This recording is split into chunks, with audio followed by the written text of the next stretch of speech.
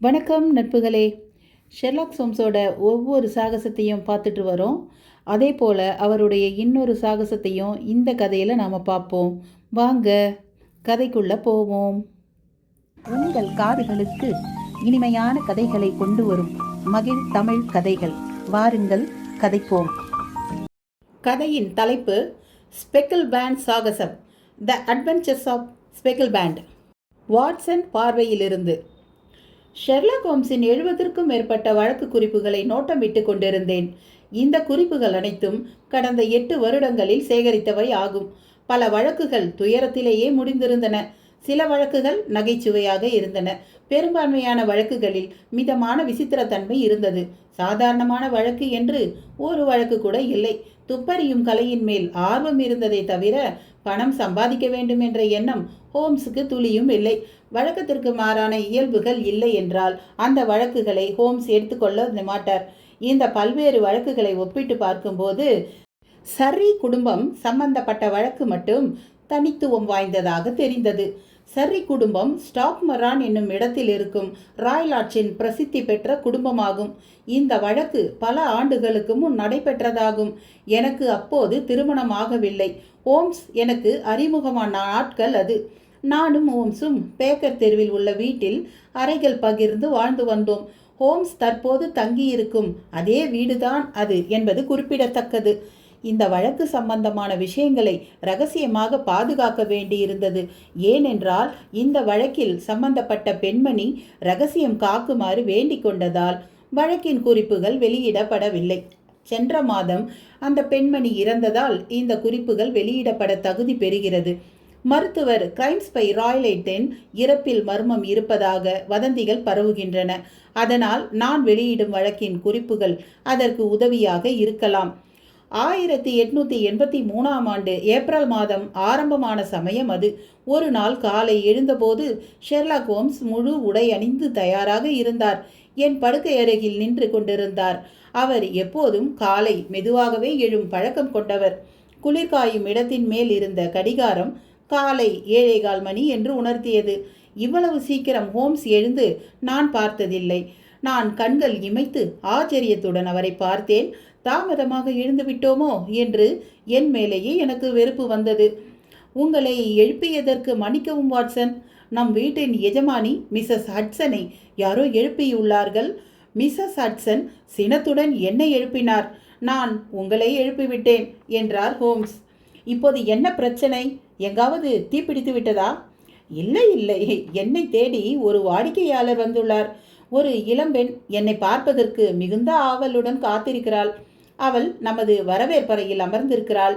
இந்த தலைநகரில் ஒரு இளம் பெண்மணி அனைவரும் உறங்கும் அதிகாலை பொழுதில் வந்து கதவை தட்டுகிறாள் என்றால் ஏதோ முக்கியமான விஷயமாகத்தானே இருக்க வேண்டும். இந்த வழக்கு சுவாரஸ்யம் நிறைந்ததாக இருக்க வாய்ப்பு இருக்கிறது வாட்சன். இந்த வழக்கை முதலிலிருந்தே பின்பற்ற உங்களுக்கு ஆர்வம் இருக்கும் என்றதால் உங்களை எழுப்பினேன். எனது அருமை நண்பரே, இந்த வாய்ப்பை தவற விடுவேனா? நம்பகமான விசாரணை வழிமுறைகள், துரிதமாக அனுமானிக்கும் விரைவு, தகுந்த ஆதாரங்கள் கொண்டு தர்க்க ரீதியாக பகுத்தறியும் ஹோம்ஸின் தன்மைகளை கண்கூடாக பார்ப்பதை தவிர வேறு என்ன வேலை எனக்கு இருக்க முடியும்? கணம் தாமதிக்காமல் உடைகள் மாற்றி சில நிமிடங்களில் நானும் ஹோம்ஸும் வரவேற்பு அறையை அடைந்தோம். வந்திருந்தவள் கருப்பு நிற உடை அணிந்திருந்தாள். முகத்திரை கொண்டு முகத்தை மறைத்து ஜன்னல் அருகில் அமர்ந்திருந்தாள். நானும் ஹோம்ஸும் வரவேற்பறையில் நுழைந்தவுடன் அவள் எழுந்தாள். வணக்கம் என்றார் ஹோம்ஸ் உற்சாகத்துடன். என் பெயர் ஷெர்லாக் ஹோம்ஸ். இவர் என் நெருங்கிய நண்பர் மற்றும் உதவியாளர். என்னிடம் நீங்கள் பகிர நினைப்பதை இவரிடமும் பகிரலாம். மிஸ்ஸஸ் ஹட்சன் உங்களுக்காக குளிர்காயும் நெருப்பிடத்தில் தணல் எரிய விட்டதில் மகிழ்ச்சி. அதன் அருகில் அமர்ந்து வெப்பத்தை அனுபவியுங்கள். உங்களுக்கு ஒரு கோப்பை சூடான காப்பி வரவழைக்கிறேன். குளிரினால் உங்கள் உடலின் நடுக்கத்தை என்னால் உணர முடிகிறது. என் நடுக்கம் குளிரினால் அல்ல என்று மெலிதான குரலில் கூறிய அவள் குளிர்காயும் நெருப்பிடத்தின் அருகில் இருக்கும் இருக்கையில் மாறி அமர்ந்தாள். பின்பு எதனால் இந்த நடுக்கம்? பயம்தான் மிஸ்டர் ஹோம்ஸ். நான் மிகுந்த அதிர்ச்சியில் இருக்கிறேன் என்று கூறி முகத்தை மறைத்திருந்த திரையை மேலே இழுத்து விளக்கினாள். அவள் முகம் வருந்தத்தக்கும் வகையில் வாடி கிளர்ச்சியுடன் காணப்பட்டது. கண்களில் பயமும் படபடப்பும் தெரிந்தன. அவள் கண்களில் வேட்டையாடப்பட்ட விலங்கின் பயம் தெரிந்தது. அவளுக்கு 30 வயது இருக்கலாம். அவள் முக பாவங்களில் ஒருவித களைப்பை காண முடிந்தது. ஷெர்லாக் ஹோம்ஸ் அவருக்கே உரிய பாணியில் ஒரு விரைவான நோட்டம் விட்டார். நீங்கள் பயப்பட தேவையில்லை என்று மென்மையாக கூறி முன்னால் குனிந்து அவள் முழங்கை பகுதியில் மெலிதாக தட்டி கொடுத்தார். கவலைப்படாதீர்கள், உங்கள் சிக்கலை உடன் சரி செய்வோம். என் கணிப்பு சரியாக இருந்தால் இன்று காலை ரயிலில் பயணித்து இங்கு வந்துள்ளீர்கள் அல்லவா? ஆம். என்னை உங்களுக்கு தெரியுமா? இல்லை, பாதி கிழிக்கப்பட்ட திரும்பி செல்வதற்கான பயண சீட்டை கையுறை அணிந்த உங்கள் கைகளில் காண முடிவதை வைத்து அப்படி கேட்டேன். நீங்கள் இன்று அதிகாலை கிளம்பி விட்டீர்கள். கடுமையான சாலையில் டாக் கார்ட்டில் வெகு தூரம் பயணித்து ரயில் நிலையத்தை அடைந்துள்ளீர்கள். டாக் கார்ட் பற்றி ஆசிரியர் இங்கே ஒரு குறிப்பு கொடுக்கிறார். டாக் கார்ட் ஒரு வகை குதிரை வண்டி. 2 சக்கரங்கள், ஒரு குதிரை கொண்டது. பயணிக்கும் அமர்விடத்தின் கீழ் பொருட்கள் வைத்து கொள்ளலாம். இவ்வாறு சொன்ன ஹோம்ஸை அந்த பெண்மணி ஆச்சரியத்துடன் வெறித்து பார்த்தார். இதில் மர்மம் ஒன்றுமில்லை என்றார் ஒரு புன்னகையுடன். உங்கள் மேலாடையின் இடது கைப்பகுதியில் 7 இடங்களில் சகதி தெரித்து உள்ளது. அந்த மண்கரைகள் சில மணி நேரத்திற்கு முன் தான் தெரித்திருக்க வேண்டும் என்று பார்த்தாலே தெரிகிறது. டாக் கார்ட் குதிரை வண்டியில் பயணித்தால் மட்டுமே இவ்வாறாக சகதி தெரிக்கும். வண்டி செலுத்தியவரின் இடது பக்கத்தில் நீங்கள் அமர்ந்துள்ளீர்கள். அதனால் தான் இடது பக்கம் மட்டும் சகதி படிந்துள்ளது. நீங்கள் கூறிய காரணங்கள் அனைத்தும் சரியானவையே என்றால், நான் 6 மணிக்கு முன்பாகவே கிளம்பிவிட்டேன். லெதர்ஹட் ரயில் நிலையத்தை 6 மணி 20 நிமிடங்களில் அடைந்தேன். லண்டன் செல்லும் முதல் ரயிலில் வாட்டர்லூ ரயில் நிலையம் வந்தடைந்தேன். நான் சமீபமாக அனுபவிக்கும் சிரமத்தை என்னால் சகித்து கொள்ள முடியவில்லை. இப்படியே போனால் எனக்கு பைத்தியமே பிடித்துவிடும். இந்த விஷயத்தில் எனக்கு உதவி செய்வதற்கென்று யாருமே இல்லை. என் நலனில் அக்கறை கொண்ட ஒருவர் இருக்கிறார். ஆனால் பாவம், அவரால் எனக்கு உதவி செய்ய முடியாது. உங்களை பற்றி மிஸ்ஸஸ் பாரிண்டாஷ் கூறினார். அவளின் சிக்கலை நீங்கள் தீர்த்துள்ளீர்கள் அல்லவா? அவளிடம் உங்கள் முகவரி கேட்டு வாங்கி உங்களை சந்திக்க வந்தேன். எனக்கு உதவி செய்ய முடியும் என்று நீங்கள் நினைக்கிறீர்களா? உதவி செய்ய முடியாவிட்டாலும் இருள் சூழ்ந்த என் வாழ்க்கையில் என்ன நடக்கிறது என்று தெரிவித்தால் கூட போதும். உங்களின் இந்த சேவைக்கு என்னால் பணம் கொடுக்கும் நிலைமையில் கூட நான் இல்லை. இன்னும் 4 அல்லது 6 வாரங்களில் என் திருமணம் நடைபெற இருக்கிறது. அப்போது எனக்கென்று உள்ள வருமானத்தை நான் பெறுவேன். அப்போது இந்த வழக்கிற்காக நான் கொடுக்க வேண்டிய பணத்தை கொடுத்து விடுவேன். ஓம் சற்று திரும்பி தன் மேசையில் இருந்த ஒரு அலமாரியின் பூட்டை திறந்து அதிலிருந்து ஒரு வழக்கு குறிப்பு புத்தகத்தை வெளியில் எடுத்து அதன் பக்கங்களை நோட்டமிட்டார். ஆம், இதோ இருக்கிறது பாரிண்டாஷ். இந்த வழக்கை பற்றிய விவரங்கள் இப்போது நினைவு கூற முடிகிறது. ஓப்பல் டியாரா கற்கள் பதித்த தலையில் அணியும் அணிகலன் பற்றியதாகும் அந்த வழக்கு. வாட்சன், அந்த வழக்கு நானும் நீங்களும் சந்திக்கும் முன் நடந்ததாகும். அந்த பெண்மணியை பார்த்து ஹோம்ஸ் தொடர்ந்ததாவது, நீங்கள் கவலை கொள்ளாதீர்கள். உங்கள் தோழியின் வழக்கில் எவ்வளவு அக்கறையுடன் செயல்பட்டேனோ அதே அக்கறையுடன் உங்களுக்கும் உதவி செய்வேன். இந்த வழக்கிற்காக நீங்கள் கொடுக்கும் சன்மானம் எனக்கு பெரிதல்ல. ஏனென்றால் என்னை பொறுத்தவரையில் வழக்குகளில் செயல்படுவதே எனக்கு சன்மானம்தான். இந்த வழக்கை நடத்தி செல்லும் போது நிகழும் செலவுகளை உங்களுக்கு கிடைக்கும் பணம் ஈடு செய்தால் அதுவே எனக்கு போதும். இப்போது நேரம் தாமதிக்காமல் நடந்தது என்ன என்று கூறுங்கள். அந்தோ பரிதாபம்! என் பயத்திற்கான காரணங்கள் தெளிவற்ற நிலையிலேயே இருக்கின்றன. நடந்த சின்னஞ்சிறு விஷயங்களால் உருவானது என் சந்தேகங்கள். மற்றவர்க்கு அது சின்ன விஷயமாக தோன்றலாம். ஆனால் என்னால் அப்படி பார்க்க முடியவில்லை. எனக்கு இந்த விஷயத்தில் உதவி செய்ய தகுதி உடையவரை அணுகி விளக்கம் கேட்டேன். நான் அனாவசியமாக ஏதேதோ கற்பனை செய்து கொள்கிறேன் என்று கூறுகிறார். நேரடியாக என்னிடம் கூறவில்லை என்றாலும் அவரின் தவிர்க்கும் கண்களை வைத்து என்னால் அதை உணர முடிகிறது. மனதின் பல அடுக்குகளுக்குள் பதுங்கியிருக்கும் தீய எண்ணத்தை கூட உங்களால் கண்டு கொள்ள முடியும் என்று உங்களை பற்றி கேள்விப்பட்டிருக்கிறேன். தீய எண்ணம் மற்றும் தீய சக்திகளை கடந்து பயணிக்க எனக்கு வழிகாட்டுமாறு வேண்டிக் கொள்கிறேன். உங்கள் பிரச்சனை என்ன என்று கேட்க என் செவிகள் காத்து கொண்டிருக்கின்றன. மேலும் தொடருங்கள். நிச்சயமாக. என் பெயர் ஹெலன் ஸ்டோனர். நான் என் மாற்றான் தந்தையுடன் வாழ்ந்து வருகிறேன். அவர் பழமை வாய்ந்த சாக்சன் குடும்ப வம்சாவளியில் வந்தவர். அந்த வம்சாவளியில் உயிருடன் இருக்கும் கடைசி நபர் அவர்தான். இந்த குடும்பத்தின் முக்கிய உறைவிடம் சரி கவுண்டியின் மேற்கு எல்லையில் உள்ளது. ராய்லாட்ஸ் ஆஃப் ஸ்டோக் மொரான் என்பது இந்த இடத்தின் பெயர். ஹோம்ஸ் ஆமோதித்து தலையசைத்தார். நான் அந்த குடும்ப வம்சாவளி பற்றி கேள்விப்பட்டிருக்கிறேன். இங்கிலாந்தில் செல்வ சிறப்புமிக்க குடும்பங்களில் ஒன்றாக அந்த குடும்பம் ஒரு காலத்தில் திகழ்ந்தது. அந்த குடும்பத்தின் சொத்துக்களின் வடக்கு எல்லை பெர்ஷயர் கவுண்டியில் தொடங்கி மேற்கில் ஹாம்ப்ஷயர் வரை இருந்தது. கடந்த நூற்றாண்டில் அடுத்து வந்த சந்ததியினரின் ஒழுக்கக்கேடும் ஊதாரித்தனமாக பணம் செலவிட்டதாலும் பல சொத்துக்களை இழந்தனர். ரீஜென்சி காலத்தில் வாழ்ந்த மூதாதையர் ஒருவர் அனைத்து சொத்துக்களையும் சூதாட்டத்தில் இழந்தார். சில ஏக்கர் நிலமும் கடனில் மூழ்கிய ஒரு 200 ஆண்டுகள் பழமை வாய்ந்த வீடு மட்டும்தான் மிச்சம் இருந்தன. என் மாற்றான் தந்தையின் அப்பா அந்த பழமை வாய்ந்த வீட்டில் பணக்கார ஏழையாக வாழ்ந்தார். இந்த நிலையிலிருந்து விடுபட நினைத்த என் மாற்றான் தந்தை சொந்தக்காரர் ஒருவரிடம் கடன் வாங்கி படித்து மருத்துவ பட்டம் பெற்றார். கல்கத்தா சென்று தன் மருத்துவ படிப்பின் மூலம் ஒரு மருத்துவமனை அமைத்தார். அவருக்கே உரிய வேகமான அணுகுமுறை கொண்டு மருத்துவமனையை பெரிதாக விஸ்தரித்தார். அவர் வீட்டில் வேலை செய்த சமையல்காரர் திருடியதை அறிந்து கோபத்தில் அந்த சமையல்காரரை அடித்தே கொன்றுவிட்டார். எப்படியோ தூக்கு தண்டனையிலிருந்து நூலிழையில் தப்பினார். ஆனால் பல வருட கடுங்காவல் தண்டனை பெற்று ஏமாற்றம் மற்றும் கோபம் நிறைந்த மனிதனாக இங்கிலாந்து திரும்பினார். மிஸ்டர் ராய்லாட் இந்தியாவில் இருந்தபோது என் அன்னை மிஸ்ஸஸ் ஸ்டோனரை மணந்தார். என் அன்னை அப்போது மேஜர் ஜெனரல் ஸ்டோனரின் இளம் விதவை. மேஜர் ஜெனரல் ஸ்டோனர் பெங்காலின் பீரங்கி படையில் பணிபுரிந்தவர். நானும் என் சகோதரி ஜூலியும் இரட்டையர்கள். என் அன்னை மிஸ்டர் ராய்லாட்டை திருமணம் செய்தபோது எங்களுக்கு 2 வயது.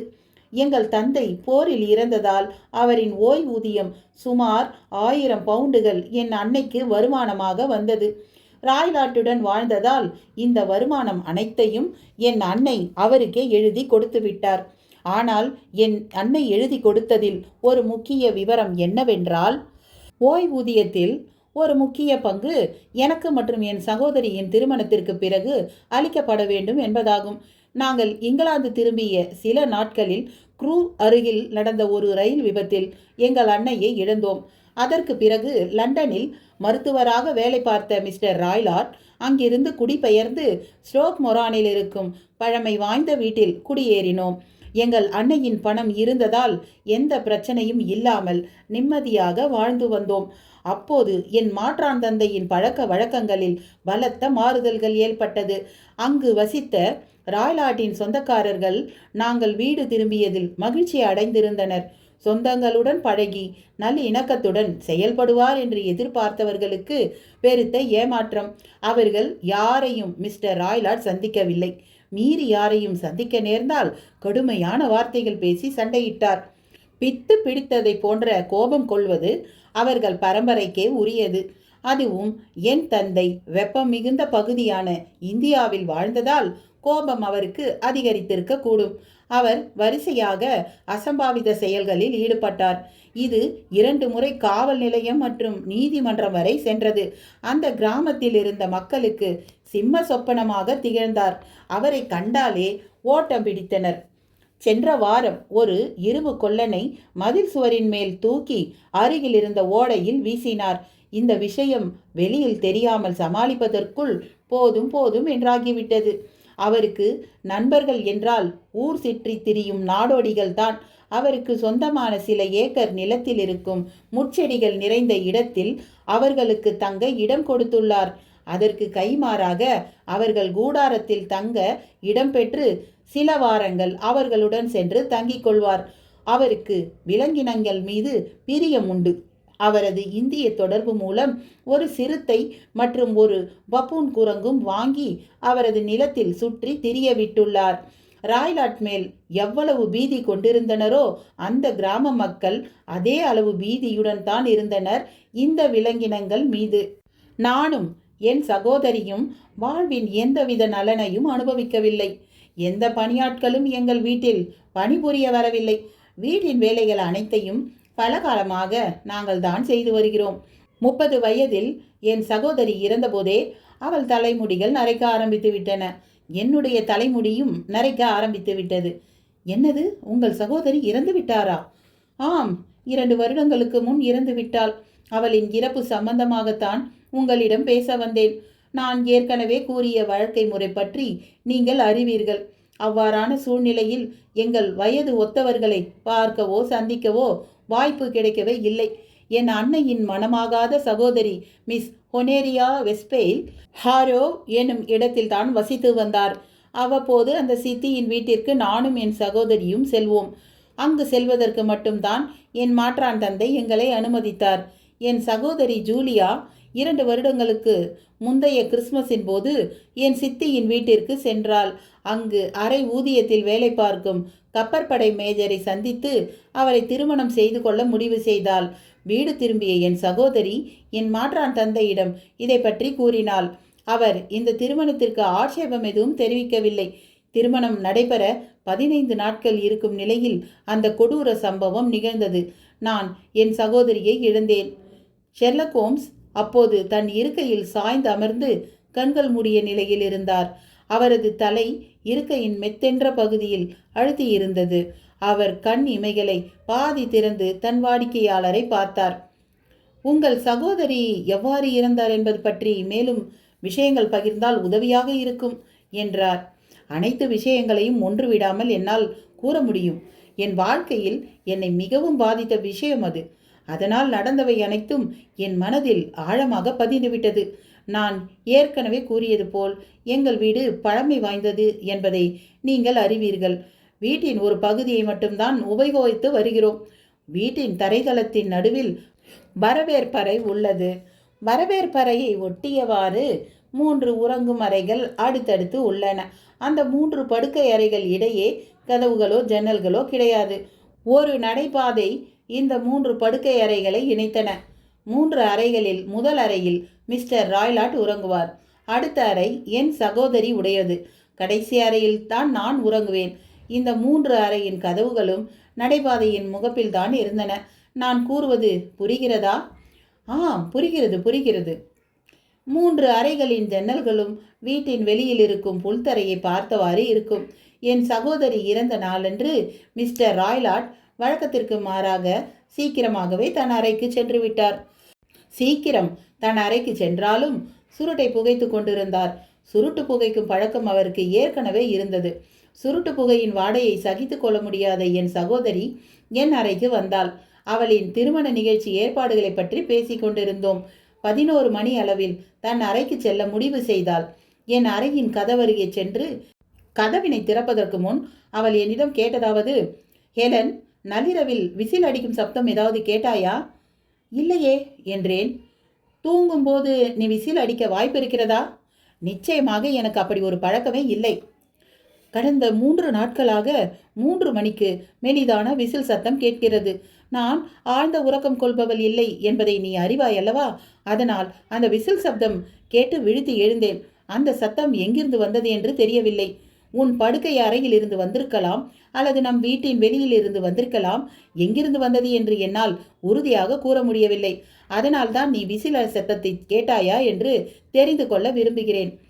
இல்லை, அது போன்ற சப்தம் எதுவும் நான் கேட்கவில்லையே. புல்வெளி தாண்டி தங்கி இருக்கும் நாடோடிகள் யாராவது விசில் அடித்திருக்கலாம் அல்லவா? ஓ, இருக்கலாம். உனக்கு மட்டும் ஏன் அப்போ அந்த விசில் சத்தம் கேட்கவில்லை? நான் தான் ஆழ்ந்து உறங்குபவளாயிற்றே, அதனால் கேட்கவில்லை என்று நினைக்கிறேன். சரி விடு, இந்த விசில் சத்தம் நமக்கு எந்த பாதிப்பையும் ஏற்படுத்தப் போவதில்லை என்று புன்னகைத்து என் அறையின் கதவை மூடிச் சென்றாள். சற்று நேரம் கழித்து அவள் அறை பூட்டை தாழிடும் சத்தம் கேட்டது. எப்போதும் கதவை பூட்டித்தான் தூங்குவீர்களா என்று கேட்டார் ஹோம்ஸ். ஆம். ஏன்? மிஸ்டர் ராய்லாட் சிறுத்தை மற்றும் குரங்கை வளர்ப்பதால் எங்களுக்கு பயம். அதனால் பூட்டி விட்டுத்தான் உறங்குவோம். சரி, மேலும் தொடருங்கள். அன்று இரவு எனக்கு தூக்கமே வரவில்லை. நடக்கக்கூடாதது ஏதோ நடக்கவிருக்கிறது என்ற அச்சம் மனதில் தோன்றியது. நாங்கள் இரட்டையர் என்பதால் எங்களிடையே ஒரு ஆத்மார்த்தமான பந்தம் இருந்தது. அந்த இரவில் வானிலை சற்று கடுமையாக இருந்தது. காற்று ஊளையிட்டது. ஜன்னல் கண்ணாடிகள் தடதடவென அடித்து மழை பெய்தது. அந்த சத்தங்களையும் மீறி ஒரு பெண்ணின் அவலக்குரல் கேட்டது. நான் படுக்கை அறையிலிருந்து குதித்தெழுந்தேன். ஒரு சால்வையை போர்த்தி கொண்டு என் அறையின் கதவை திறந்து நடபாதையில் விரைந்தேன். அப்போது மெலிதான ஒரு விசில் சத்தத்தை கேட்டேன். என் சகோதரி கூறியது நினைவிற்கு வந்தது. சற்று நேரம் கழித்து ஒரு வலுவான உலோகம் உராயும் ஓசை கேட்டது. என் சகோதரி ஜூலியின் அறைக்கதவு திறந்த நிலையில் மெதுவாக அசைந்து கொண்டிருந்தது. கதவு திறந்திருந்ததை பார்த்து அதிர்ச்சி அடைந்தேன். கதவை திறந்து என் சகோதரி வெளியில் வருவதை நடைபாதையில் இருந்த விளக்கொலியின் வெளிச்சத்தில் பார்க்க முடிந்தது. அவள் முகம் பீதியில் வெளிரியிருந்தது. அவள் கைகள் உதவி கேட்டு சைகை செய்தவாறு தோன்றியது. அவளது நடை நிலையானதாக இல்லை. குடிபோதையில் நடப்பவள் போல அங்கும் இங்கும் அசைந்தாடி நடந்தாள். நான் ஓடிச் சென்று அவளை அணைத்து பிடித்து கொண்டேன். அந்த தருணத்தில் அவளால் நிலையாக நிற்க முடியாததால் கீழே விழுந்தாள். அவள் வலியின் உச்சம் காரணமாக நெளிந்தாள். அவள் கை கால்கள் வெட்டி வெட்டி இழுத்தன. நான் அங்கு இருப்பதை கூட அவளால் உணர முடியவில்லை என்று தான் முதலில் நினைத்தேன். அப்போது அவள் கதறிய வார்த்தைகளை என்னால் என்றென்றும் மறக்கவே முடியாது. கடவுளே, ஹெலன், அந்த பேண்ட், ஸ்பெக்கிள் பேண்ட் என்று தன் உச்சக்கட்ட குரலில் கத்தினாள். அவள் தன் கை விரலை மிஸ்டர் ராய்லாட்டின் அறையை நோக்கி காண்பித்து ஏதோ கூற முயன்றாள். அதற்குள் அவள் கை கால்கள் மேலும் ஒரு முறை வெட்டி வெட்டி இழுத்தன. அவளால் மேலும் எதையுமே கூற முடியவில்லை. நான் அலறி மிஸ்டர் ராய்லாட்டை அழைத்தேன். அவர் தன் அறையிலிருந்து விரைந்து ஓடி வந்தார். என் சகோதரியின் அருகில் அவர் வந்தபோது என் சகோதரி சுயநினைவற்ற நிலையில் இருந்தால். அவள் வாயில் பிராண்டி ஊட்டினார். பின் கிராமத்தில் இருந்தவர்களை உதவிக்கு அழைத்து வந்தார். அனைத்து முயற்சிகளும் தோல்வியுற்றன. என் சகோதரி நினைவு திரும்பவே இல்லை. அவள் உயிரும் பிரிந்திருந்தது. ஓ, நீங்கள் அந்த விசில் சத்தத்தையும் உலோகம் உராய்ந்த சத்தத்தையும் கேட்டீர்கள் என்று நிச்சயமாக கூற முடியுமா என்று கேட்டார் ஹோம்ஸ். இந்த இடத்தில் அந்த ஸ்பெக்கிள் பேண்ட் பற்றி ஒரு குறிப்பு சொல்கிறார். ஸ்பெக்கிள் பேண்ட் என்ற ஆங்கில வார்த்தைக்கு பல அர்த்தங்கள் உண்டு. இந்த பேண்ட் என்றதற்கு குழு, இசைக்குழு, நாடோடி கூட்டம், பட்டை, அலைக்கற்றைகள் என்று மற்றும் பல அர்த்தங்கள் உண்டு. அப்போ அந்த பேண்ட் என்பது பட்டை என்பதால் ஸ்பெக்கிள் பேண்ட் என்பது புள்ளிகள் நிறைந்த பேண்ட் என்று பொருள் என்று இதற்கு குறிப்பு கூறுகிறார். நீங்கள் அந்த விசில் சத்தத்தையும் உலோகம் உராய்ந்த சத்தத்தையும் கேட்டீர்கள் என்று நிச்சயமாக கூற முடியுமா என்று கேட்டார் ஹோம்ஸ். இதே கேள்வியைத்தான் கோரனர் என்னிடம் கேட்டார். அப்போது அடித்த காற்றின் சத்தமும் பழமை வாய்ந்த எங்கள் வீட்டின் மரப்பலகைகள் காற்றில் ஒன்றோடு ஒன்று உராயும் எழுப்பும் ஓசையும் என்னை ஏமாற்றி இருக்கலாம். ஆனால் இந்த சத்தங்கள் என் காதில் ஒலித்ததாகவே நான் கருதுகிறேன். கோரனர் என்பவர் திடீர் மரணம் மற்றும் கொலைகளை விசாரிப்பவர் ஆகும். உங்கள் சகோதரி இறந்த தருவாயில் வெளியில் செல்ல தயாரானது போல் ஆடைகள் அணிந்திருந்தாளா? இல்லை, இரவு உடையில் இருந்தால். அவளது வலது கையில் எரிந்து அணைந்த தீக்குச்சியும் மற்றொரு கையில் தீப்பெட்டியும் இருந்தன. விசில் அடித்த சத்தம் கேட்டவுடன் என்னவென்று தெரிய தீக்குச்சியை ஏற்றி என்னவென்று பார்க்க முனைந்திருக்கிறாள். இது ஒரு முக்கியமான விஷயம். கோரனர் கடைசியில் என்ன முடிவுக்கு வந்தார்? கோரனர் மிகுந்த சிரத்தை எடுத்து உண்மைகளை வெளிக்கொண்டு வர முனைந்தார். குறிப்பாக என் மாற்றான் தந்தையின் நடவடிக்கைகள் தெரிந்ததால் பல விஷயங்களை சேகரித்தார். ஆனால் என் சகோதரி இறந்ததற்கான காரணத்தை கண்டுபிடிக்கவே முடியவில்லை. நான் கூறியபடி அந்த அறையின் கதவுகள் உள்ளிருந்து தாழிடப்பட்டிருந்தன. அந்த அறையின் சுவர்கள் மற்றும் தரைகள் அனைத்தும் ஆராயப்பட்டுவிட்டன. சுவற்றையோ தரையையோ உடைத்து உள்ளே வந்ததற்கான அறிகுறிகள் எதுவும் இல்லை. அந்த அறையில் ஒரு புகைப்போக்கிக்கான வாயில் இருந்தது. ஆனால் அதன் நுழைவாயிலில் பெரிய கம்பிகள் குறுக்கும் நெடுக்குமாக போடப்பட்டிருந்தன. அதன் வழியே வர யாருக்கும் வாய்ப்பே இல்லை. என் சகோதரிக்கு அந்த நிலை ஏற்படும் போது நிச்சயமாக தனிமையில்தான் இருந்திருக்க வேண்டும். அவளுக்கு விஷம் கொடுக்கப்பட்டிருக்கலாம் அல்லவா? மருத்துவ பரிசோதனையில் விஷமிடப்படவில்லை என்றுதான் குறிப்பிட்டிருக்கிறார்களே. ஓ, உங்கள் சகோதரி எதனால் இறந்திருக்கலாம் என்று நீங்கள் நினைக்கிறீர்கள்?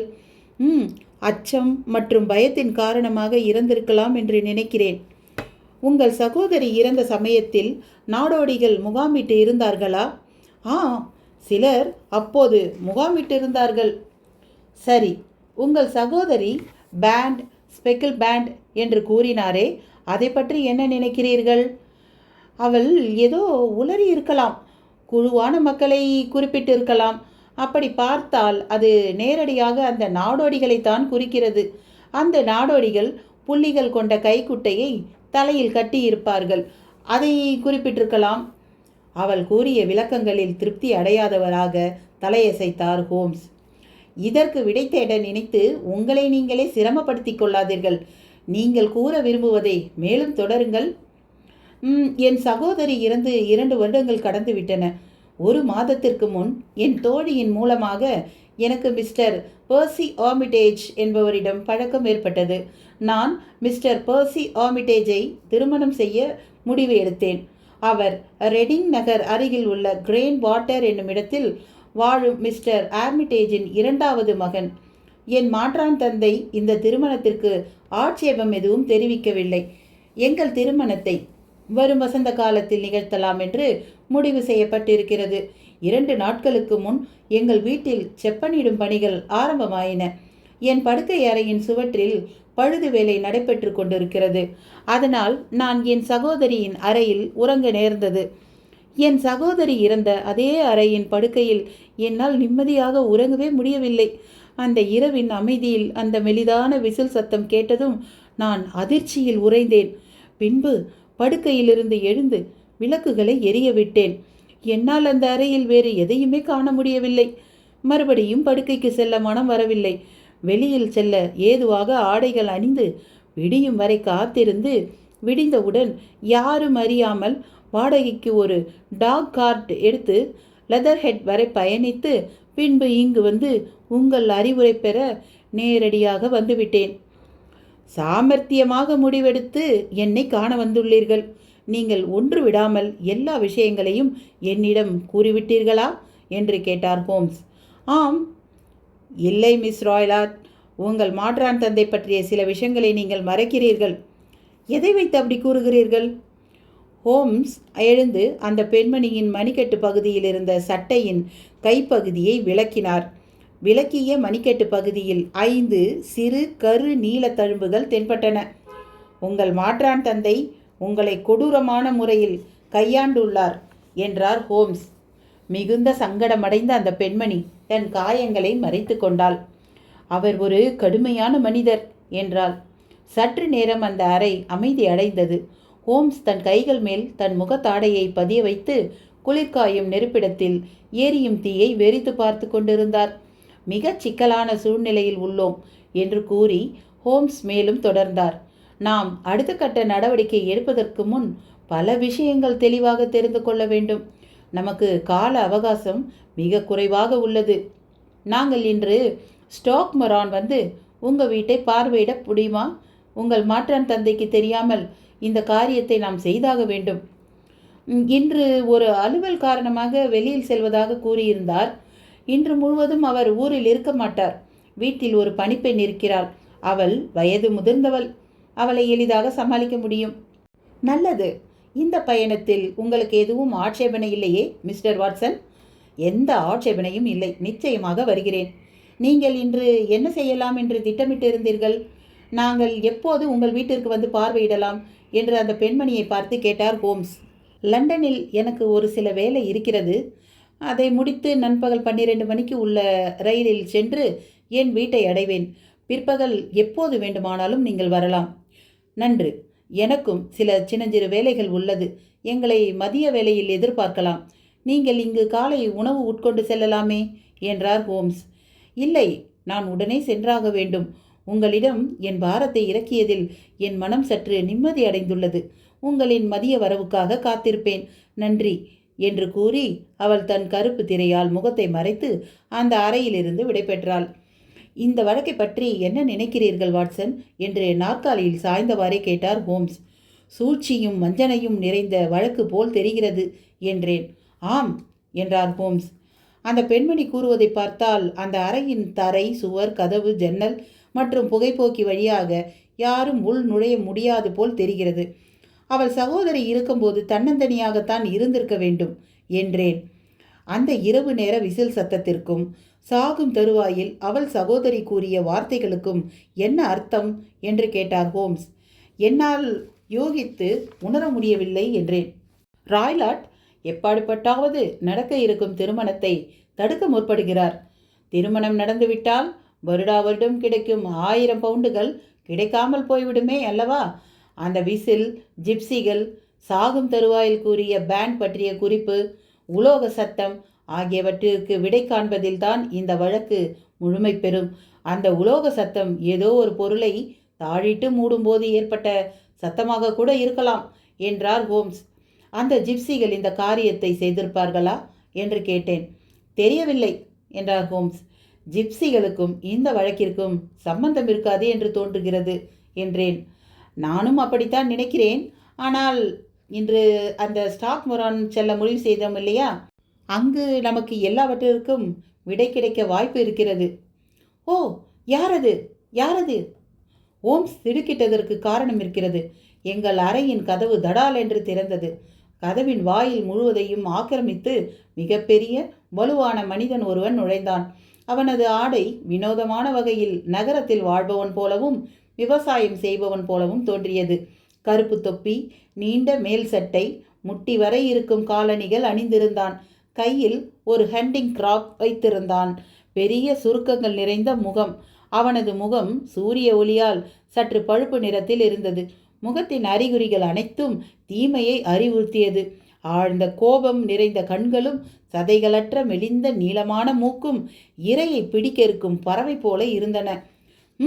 உங்களில் ஹோம்ஸ் யார் என்று கேட்டது அந்த உருவம். நான் தான் என்றார் ஹோம்ஸ் அமைதியாக. நான் ஸ்டாக் மொரானைச் சேர்ந்த கிரைம்சி ராய்லாட். இருக்கையில் அமருங்கள். நான் இங்கு அமர்ந்து அமர பேச வரவில்லை. என் மகள் இங்கு வந்துள்ளாள். அவளின் செய்கைகள் அறிந்து இங்கு வந்தேன். அவள் உங்களிடம் என்ன கூறினாள்? இந்த வருடம் குளிர் அதிகமல்லவா என்றார் ஹோம்ஸ். அவள் என்ன கூறினாள் என்று உச்சக்கட்ட குரலில் கோபத்துடன் கூவினான். இந்த வருடம் குரோக்கஸ் பூக்கள் நன்றாக பூக்கும் என்று கேள்விப்பட்டேன் என்றார் ஹோம்ஸ். சற்றும் நிதானம் இழக்காமல் வந்தவனை சீண்டினார்.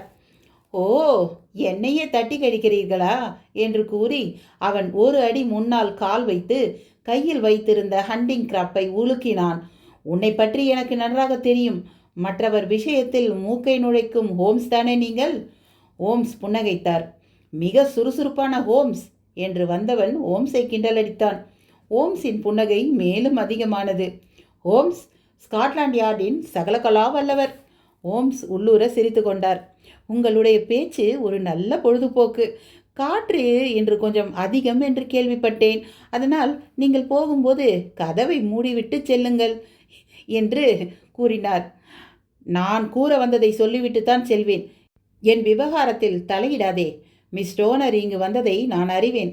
நான் மிகவும் மோசமானவன். இங்கே பார் என்று கூறி அவன் குளிர்காயும் நெருப்பிடத்தில் கரியை கிளற உதவும் கம்பியை எடுத்து அதை வளைத்தான். என் பிடியில் சிக்கி சின்னாபின்னமாகாதே என்று கொக்கரித்து வளைந்த கம்பியை எரியும் தீயில் தூக்கி வீசி எறிந்துவிட்டு அறையை விட்டு வெளியேறினான். நேசமிக்க மனிதர் என்று கூறி ஹோம்ஸ் சிரித்தார். எனக்கு அவனை போல உடலமைப்பு கிடையாது. இருந்தும் நான் அவனை விட வலிமை வாய்ந்தவன் என்பதை அவனுக்கு நிரூபிக்க முடியாமல் போய்விட்டது என்று கூறி ஹோம்ஸ் அந்த வளைந்த கம்பியை எடுத்து சிரமமின்றி நேர் செய்தார். கிறுக்குத்தனமாக நான் ஸ்காட்லாண்ட் யார்டு காவல்துறையை சேர்ந்தவன் என்று நம்புகிறான். அவனுடனான இந்த அனுபவம் நம் அடுத்த கட்ட விசாரணைக்கு உதவியாக இருக்கும். நம் வாடிக்கையாளர் மிஸ் டோனருக்கு எந்த பாதிப்பும் இருக்காது என்று நம்புகிறேன். வாட்சன், நாம் இப்போது காலை உணவு வரவழைத்து சாப்பிடுவோம். உணவு உட்கட்ட பின் நான் டாக்கர்ஸ் காமன் வரை சென்று வருகிறேன். ஹோம்ஸ் திரும்பிய போது மதியம் 1 மணி இருக்கும். அவரது கையில் ஒரு நீல நிற தாள் இருந்தது. அதில் பல குறிப்புகளும் வரைபடங்களும் இருந்தன. இறந்த மிஸ் டோனரின் அன்னை எழுதிய உயிலை படித்துவிட்டேன். இந்த உயிலில் இருக்கும் விஷயங்களை கிரகித்து அதன் கணக்கு வழக்குகளையும் அறிந்துள்ளேன். மிஸ் டோனரின் அன்னை இறக்கும்போது வருட ஓய்வூதியம் 1100 பவுண்டுக்கு குறைவாக இருந்தது. ஆனால் இப்போது விவசாய உற்பத்தி பொருட்கள் விலை குறைந்துள்ளதால் ஓய்வூதிய தொகை 750 பவுண்டுகளாக குறைந்துள்ளது. அவளது மகள்களுக்கு திருமணமான பின் ஒவ்வொருவருக்கும் 250 பவுண்டுகள் பகிர வேண்டியிருக்கும். இதில் ஒருவருக்கு திருமணமானாலும் நம் நண்பரின் வருவாயில் பெரிய ஓட்டை விழுந்துவிடும். இன்று காலை டாக்டர்ஸ் காமனில் நான் செலவிட்ட நேரம் வீண் போகவில்லை. மருத்துவர் கொலை செய்ததற்கான நோக்கம் என்ன என்பதை எடுத்துரைக்க இது உபயோகமாக இருக்கும். இனி நாம் நேரம் தாழ்த்தக்கூடாது. இந்த காரியத்தில் நாம் இறங்கியுள்ளோம் என்று அவனுக்கு நன்றாக தெரிந்து விட்டதால் நாம் விரைந்து செயல்பட வேண்டும். நீங்கள் உங்கள் துப்பாக்கியை எடுத்துக்கொள்ளுங்கள். கம்பிகள் வளைக்கும் நம் நண்பருக்கு ஏலே நம்பர் 2 தான் சரியான பதில்.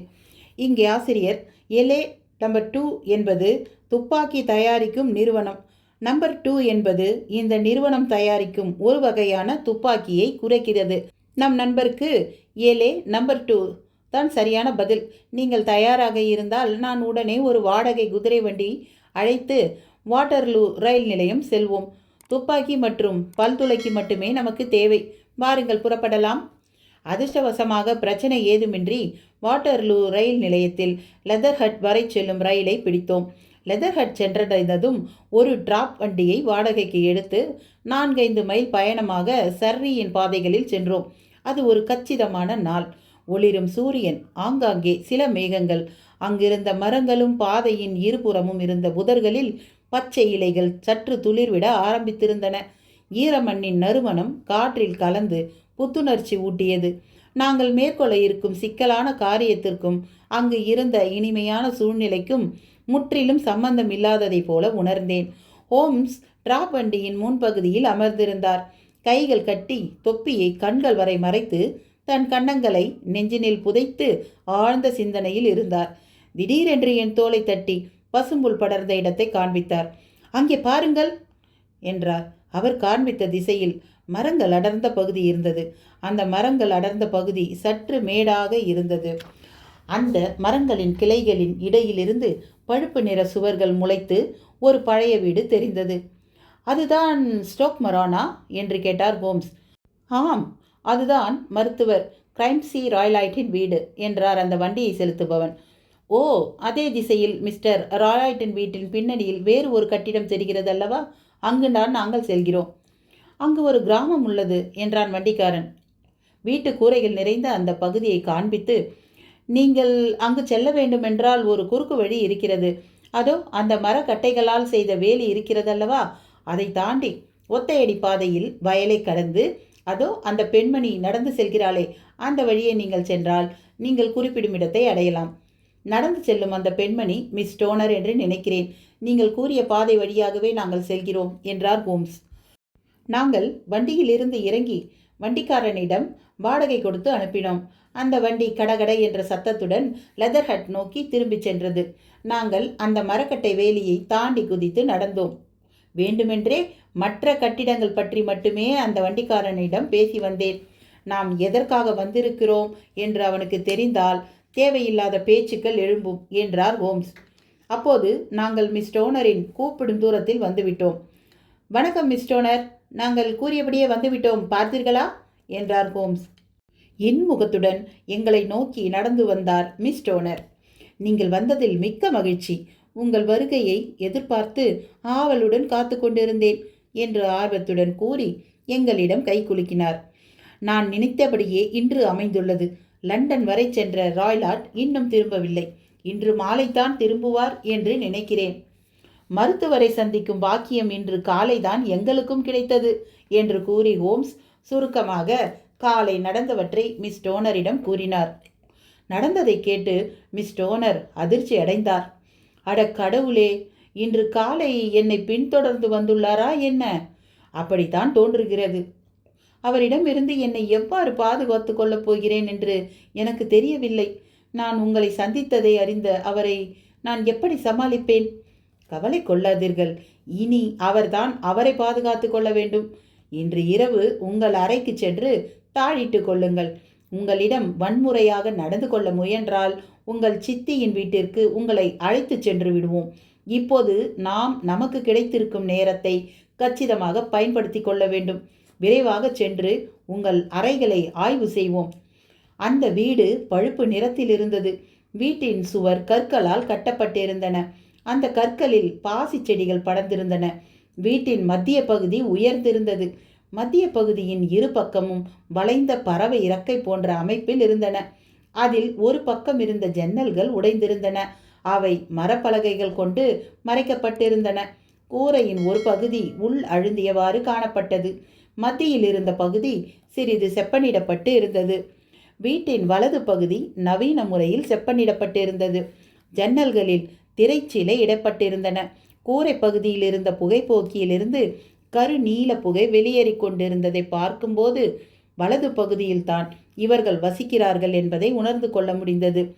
சுவற்றை ஒட்டி செப்பனிடும் வேலை செய்வதற்காக சாரம் கட்டப்பட்டிருந்தது. ஒரு இடத்தில் இருந்த சுவற்றின் கற்கள் உடைக்கப்பட்டிருந்தது. அந்த சமயத்தில் அங்கு செப்பனிடும் பணியாளர்கள் யாரும் வேலை செய்யவில்லை.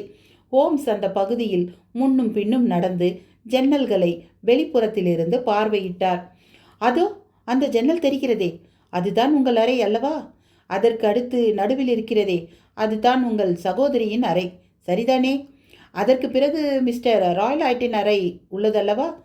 ஆம், ஆனால் நான் இப்போது நடுவில் உள்ள அறையில்தான் உறங்குகிறேன். உங்கள் அறை சுவர்களை வெளிப்புறத்தில் செப்பனிடப்படுவதால் நீங்கள் நடு அறையில் உறங்குகிறீர்கள் என்று ஏற்கனவே கூறியிருந்தீர்கள். ஆனால் உங்கள் அறை சுவற்றை பார்த்தால் செப்பனிட வேண்டிய அவசியம் இருப்பதாக தெரியவில்லையே. ஆம், இந்த நொண்டி சாக்கை வைத்து என் அறையை மாற்ற நினைப்பதே மிஸ்டர் ராய்லாட்டின் நோக்கம். இந்த ஜன்னல்களின் மறுமுனையில்தான் 3 அறைகளின் கதவுகள் உள்ளன அல்லவா? ஆமாம் ஆமாம், ஆனால் இந்த ஜன்னல்கள் சிறியவை, இதில் நுழைவது கடினம். அறையின் கதவுகளை நீங்கள் இரவில் பூட்டியிருப்பதால் கதவு வழியாக யாரும் நுழைய வாய்ப்பில்லை. எனக்கு நீங்கள் ஒரு உபகாரம் செய்ய வேண்டுமே. உள்ளே சென்று அந்த நடு அறை ஜன்னலின் உட்புறம் இருக்கும் கதவுகளை தாழிடுங்கள். மிஸ் டோனர் உள்ளே சென்று உட்புறம் இருக்கும் கதவு ஜன்னல்களை தாழிட்டார். ஹோம்ஸ் வெளியிலிருந்து அந்த ஜன்னல் கதவுகளை திறக்க முயன்றார். ஆனால் என்ன செய்தாலும் அந்த ஜன்னலை திறக்க முடியவில்லை. ஜன்னல் இடுக்கில் இருக்கும் சிறு இடைவெளியில் ஒரு கத்தியை நுழைத்து உள்தாழ்பாலை திறக்க முயன்றார். ஆனால் கத்தியை இடைவெளியில் நுழைக்கவே முடியவில்லை. பின்பு பூத கண்ணாடி வைத்து ஜன்னல் கீழ் எப்படி இருக்கிறது என்று ஆராய்ந்தார். அது வலுவான இரும்பு கொண்டு திறம்பட செய்யப்பட்டிருந்ததால் அந்த கீழை உடைத்து திறக்க முடியவில்லை. என்று கூறி ஹோம்ஸ் குழப்பத்தில் கன்னத்தை சொரிந்து கொண்டார். என் யூகங்கள் அனைத்தும் தவிடுபொடியாகிவிட்டன. ஜன்னலை வெளியிலிருந்து திறக்க வாய்ப்பு இருக்கும் என்று நினைத்தேன். ஆனால் திறக்க எதுவுமே வாய்ப்பில்லை. ஜன்னல்கள் பூட்டியிருந்தால் இதன் வழியை யாரும் உள்ளே நுழையவே முடியாது. சரி, நாம் உள்ளே சென்று வேறு ஏதாவது உண்மை புலப்படுகிறதா என்று பார்ப்போம். பக்கவாட்டில் இருந்த ஒரு சிறு கதவு வழியாக உறங்கும் அறை கதவுகள் இருக்கும் நடைபாதையை அடைந்தோம். முதலில் இருந்த செப்பனிடும் அறையை ஆய்வு செய்ய விருப்பம் இல்லாமல் நிராகரித்தார் ஹோம்ஸ். நடுவில் இருந்த மிஸ் டோனர் தற்காலிகமாக தங்கியிருக்கும் அறையை அடைந்தோம். அது ஒரு குடும்ப பாங்கான சிறு அறை. அந்த அறையின் கூரை சற்று தாழ்ந்திருந்தது. குளிர்காயும் நெருப்பிடம் சராசரியாக இருக்கும் அளவை விட பெரிதாக பழைய கிராமப்புற வடிவமைப்பில் இருந்தது. ஒரு மூலையில் மரத்தால் செய்த பழுப்பு நிற அலமாரி, குறுகிய வெள்ளை விரிப்புடைய படுக்கை மற்றும் ஒரு ஒப்பனை மேசை ஜன்னலின் இடதுபுறத்தில் இருந்தது. மேலும் 2 இருக்கைகளும் சதுர வடிவில் ஒரு தரை விரிப்பும் அறையின் மத்தியில் இருந்தது. அறையின் சுவர்கள் பழுப்பு நிறத்தில் மரத்தால் இருந்தன. அவை பூச்சிகள் அரித்து காணப்பட்டன. அது இந்த வீட்டை விட பழமை வாய்ந்ததாக இருக்க வேண்டும். ஹோம்ஸ் ஒரு நாற்காலியில் அமர்ந்து அந்த அறையின் மூளை முடுக்கு விடாமல் அமைதியாக ஆராய்ந்தார். இந்த அழைப்பு மணி எங்கே செல்கிறது? யாருடன் தொடர்பு கொள்ள இதை உபயோகிக்கிறீர்கள் என்று கட்டிலின் தலையணை அருகில் இருந்த அழைப்பு மணி கயிற்றின் முனையை காண்பித்து கேட்டார் ஹோம்ஸ். அந்த அழைப்பு மணி கட்டில் சுவற்றை ஒட்டி அமைக்கப்பட்டிருந்தது. இது வீட்டு பணியாளர் அறைக்கு செல்கிறது. பணியாளை அழைப்பதற்காக உள்ளது. இந்த அறையில் இருக்கும் மற்ற பொருள்களை விட இந்த அழைப்பு மணி புது பொலிவுடன் இருக்கிறதே. ஆம், இது 2 வருடங்களுக்கு முன் தான் அமைக்கப்பட்டது. அதாவது உங்கள் சகோதரி தன் தேவைக்காக இதை மாட்டியுள்ளார் அல்லவா? இல்லை, அவள் இதை உபயோகித்து நான் பார்த்ததே இல்லை. எங்களுக்கு தேவையானவற்றை நாங்களே எடுத்துக்கொள்வோம். அப்படி என்றால் இந்த அழைப்பு மணி இங்கு வைத்திருக்க வேண்டிய அவசியம் இல்லையே. இந்த அறையின் சோதனை முழுமை பெற எனக்கு மேலும் சில நிமிடங்கள் அவகாசம் வேண்டும் என்று கூறி ஹோம்ஸ் பூத கண்ணாடி கொண்டு அங்கு அறை சுவற்றின் மரப்பலகைகளை ஆராய்ந்தார். பின்பு படுக்கையை அடைந்து அங்கு சற்று நேரம் நின்று மேலும் கீழும் பார்வையிட்டார். அந்த கட்டிலில் தலையணை வைக்கும் பகுதி சுவற்றை ஒட்டியது போல் இருந்தது. அழைப்பு மணி எழுப்ப உதவும் கயிறு சுவற்றை ஒட்டியவாறே தொங்கி தலையணை அருகில் கிடந்தது. கடைசியாக அந்த அடைப்பு மணி கயிற்றை பிடித்து வேகமாக இழுத்து மணியை அடித்தார் ஹோம்ஸ். ஏன் மணி அடிக்கவில்லை என்றார் ஹோம்ஸ். என்ன, மணி அடிக்கவில்லையா? ஆம், இந்த கயிறு மணியுடன் இணைக்கப்படவில்லை. அதோ மேலே இருக்கும் அந்த சிறு வெண்டிலேட்டருக்கு மேலிருக்கும் கொக்கியில் இந்த கயிறு மாட்டப்பட்டுள்ளது. என்ன ஒரு அபத்தம்! இதை நான் இதற்கு முன் கவனிக்கவில்லையே. வினோதமாக இருக்கிறது என்று முணுமுணுத்து கொண்டே கயிறை இழுத்தார் ஹோம்ஸ். இந்த அறை தனித்துவம் வாய்ந்ததாக இருக்கிறது. உதாரணத்திற்கு இந்த வெண்டிலேட்டரை எடுத்துக்கொள்ளுங்கள். இதை கட்டியவன் போன்ற முட்டாள் வேறு எவனும் இருக்க மாட்டான். அடுத்த அறையுடன் இணைப்பதற்கு எதற்கு ஒரு வெண்டிலேட்டர்? இதை வெளிப்புறம் பார்த்து அமைத்திருந்தாலாவது ஒரு உபயோகம் இருக்கும். இந்த வீடு புதுமைப்படுத்தும் போது அமைக்கப்பட்டிருக்கலாம் என்றாள் அந்த பெண்மணி. இந்த அழைப்பு மணி அமைக்கும் போதுதான் இந்த வெண்டிலேட்டரும் அமைக்கப்பட்டதா என்று கேட்டார் ஹோம்ஸ். ஆம், அழைப்பு மணி அமைக்கப்பட்ட சமயத்தில்தான் இந்த வெண்டிலேட்டரும் அமைக்கப்பட்டது. அழைக்காத மணி, காற்று வராத வெண்டிலேட்டர் என்று இந்த அறையில் இருக்கும் பொருட்கள் தனித்துவமான குணாதிசயத்துடன் இருக்கின்றன. மிஸ் டோனர், உங்கள் அனுமதியுடன் உங்கள் தந்தையின் அறையை சோதனையிடலாமா? அவரின் அறை சற்று பெரிதாக இருந்தது. முகாமிட்டு தங்கும்போது உபயோகிக்கும் மடக்கு கட்டில், புத்தகங்கள் நிறைந்த மர அலமாரி, அந்த அலமாரியில் தொழில்நுட்பம் சம்பந்தமான புத்தகங்கள் நிறைந்திருந்தன. படுக்கை அருகில் கை வைக்கும் ஒரு வகையில் ஒரு மெத்தென்ற நாற்காலி, சுவற்றை ஒட்டியபடி ஒரு மர நாற்காலி, ஒரு வட்ட மேசை, ஒரு பெரிய பாதுகாப்பு பெட்டகம் கவனத்தை ஈர்த்தது. ஓம்ஸ் அறை முழுவதும் நடந்து ஒவ்வொரு பொருளையும் கூர்ந்து கவனித்தார். இதில் என்ன இருக்கிறது என்று பாதுகாப்பு பெட்டகத்தை தட்டியவாறே கேட்டார் ஓம்ஸ். தந்தையின் அலுவல் சம்பந்தமான பத்திரம் மற்றும் ஆவணங்கள் இதில் உள்ளன. உள்ளே என்ன இருக்கிறது என்று நீங்கள் எப்போதாவது பார்த்திருக்கிறீர்களா? ஒரு முறை நான் தான் பார்த்திருக்கிறேன், அதுவும் சில வருடங்களுக்கு முன். அப்போது பல காகிதங்கள் உள்ளே இருந்ததை பார்த்தேன். உள்ளே பூனை ஏதாவது இருக்கிறதோ? இல்லை இல்லை, ஏன் அப்படி கேட்கிறீர்கள்? இதோ இதை பாருங்கள் என்று கூறி ஹோம்ஸ் அந்த பாதுகாப்பு பெட்டகத்திற்கு மேல் இருக்கும் சின்ன பால் வைக்கும் தட்டை காண்பித்தார். இல்லையே, இங்கு பூனை எதுவும் கிடையாது. இங்கு ஒரு சிறுத்தையும் பப்பூன் வகை குரங்கும் தான் உண்டு. ஒரு தட்டு பால் சிறுத்தையின் பசியை போக்க வாய்ப்பில்லை. இன்னும் ஒரு விஷயம் மட்டும்தான் கூர்ந்து நோக்க வேண்டும் என்று கூறி ஹோம்ஸ் சம்மணமிட்டு சுவற்றை ஒட்டி இருந்த மர நாற்காலியை ஆய்வு செய்தார். இது போதும், நான் ஆராய வேறொன்றும் இல்லை என்று நினைக்கிறேன் என்று கூறி பூத கண்ணாடியை தன் சட்டைப்பையில் வைத்தவாறே எழுந்தார் ஹோம்ஸ். ஓ, இது என்ன வித்தியாசமாக இருக்கிறதே! அவரை கவனத்தை ஈர்த்தது ஒரு சவுக்கு கயிறு. நாயை கட்டுப்படுத்த உதவும் சிறு சவுக்கு அது. படுக்கையின் ஒரு முனையில் அது தொங்கிக் கொண்டிருந்தது. அந்த சவுக்கின் முனை வளைக்கப்பட்டு சிறு வளையம் போல் வைத்து முடிச்சிடப்பட்டு இருந்தது. இதை பார்த்தால் உங்களுக்கு என்ன தோன்றுகிறது வாட்சன்? இது பொதுவாக கிடைக்கும் சவுக்கு கயிறு தான். ஆனால் இதன் முனை ஏன் கட்டப்பட்டிருக்கிறது என்று தெரியவில்லை. பொதுவாக யாரும் இவ்வாறு செய்வதில்லை அல்லவா? தீமைகள் நிறைந்த உலகத்தில் சாமர்த்தியமாக ஒரு குற்றம் புரிவதற்கு தன் மூளையை எப்படி வேண்டுமானாலும் உபயோகிக்கலாம் என்பதற்கு இது ஒரு எடுத்துக்காட்டு. இனி நான் பார்க்க வேண்டியது இங்கு எதுவுமே இல்லை. வாருங்கள், வெளியே செல்வோம். ஓம்ஸ் முகத்தில் ஒருவித இறுக்கமும் கவலையும் காண முடிந்தது. நாங்கள் வெளியில் இருந்த புல்தரையில் முன்னும் பின்னும் நடந்தோம். ஓம்ஸ் ஆழ்ந்த சிந்தனையில் இருந்தார். அவரது எண்ண ஓட்டத்தை தடை செய்ய நாங்கள் விரும்பவில்லை. திடீரென்று சிந்தனையிலிருந்து வெளிவந்து பேசலானார். இனி நான் கூறும் அறிவுறுத்தல்கள் அனைத்தையும் மனப்பூர்வமாக நிறைவேற்றுமாறு உங்களை கேட்டுக்கொள்கிறேன் மிஸ் டோனர். நிச்சயமாக, எந்தவித தயக்கமும் இல்லாமல் நான் கூறப்போவதை நிறைவேற்றுங்கள். நீங்கள் சிறிது தவறினாலும் உங்கள் உயிருக்கே ஆபத்தாக முடியலாம். கவலை வேண்டாம், உங்கள் வாக்கை நிச்சயமாக நிறைவேற்றுவேன்.